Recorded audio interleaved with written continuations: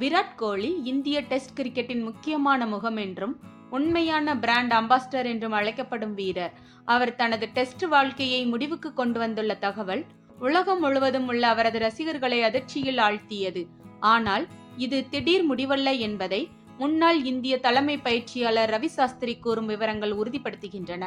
ரவி சாஸ்திரி கூறுவதற்கேற்ப விராட் கோலி ஓய்வுக்கு ஒரு வாரம் முன்பேதான் இந்த முடிவை எடுத்துள்ளார். அவர் எதையும் தடுமாறாமல் அமைதியாக தெளிவான மனநிலையுடன் நமக்கு நம்மாலான அனைத்தையும் கொடுத்து விட்டோம் என்ற உணர்வில் அந்த முடிவை பகிர்ந்துள்ளார். கோலி எப்போதுமே 100% அர்ப்பணிப்புடன் விளையாடும் வீரர். ஒரு விஷயத்தில் இறங்கினால் அதில் முழுமையாக ஈடுபடுவதை மட்டும்தான் அறிந்தவர். அதே காரணத்தால் அவர் மீண்டும் அந்த அளவிலான நெருக்கடியையும் ஈடுபாட்டையும் உருவாக்க முடியாது என்பதே அவரின் உண்மை மனநிலை. உடல் ரீதியாக விராட் கோலி இன்னும் பல வீரர்களை விட பெட்டராக இருக்கிறார். ஆனால் மனதளவில் அவருக்கு களைப்பு ஏற்பட்டுவிட்டது என சாஸ்திரி நேரடியாக கூறுகிறார். சில நேரங்களில் மனதின் போதும் என்பதே உடலின் இன்னும் என்பதை விட வலிமையானது.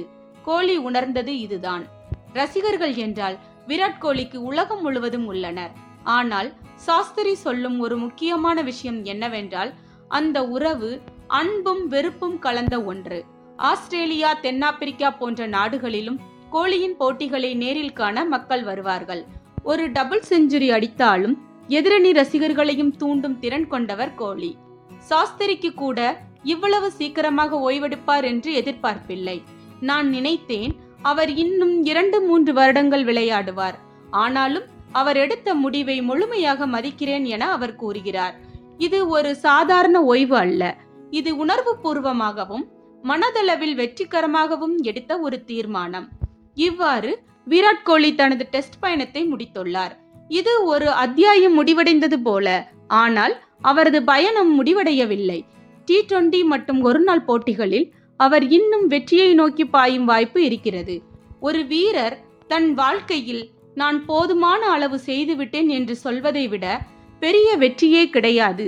அதுவே இந்த முடிவின் உண்மையான அர்த்தம். இதுபோன்ற செய்திகளை தெரிந்து கொள்ள ழ ஊடகத்துடன் இணைந்திருங்கள். ழ ஊடகத்திற்காக லக்ஷ்மி ஜெயபாலன்.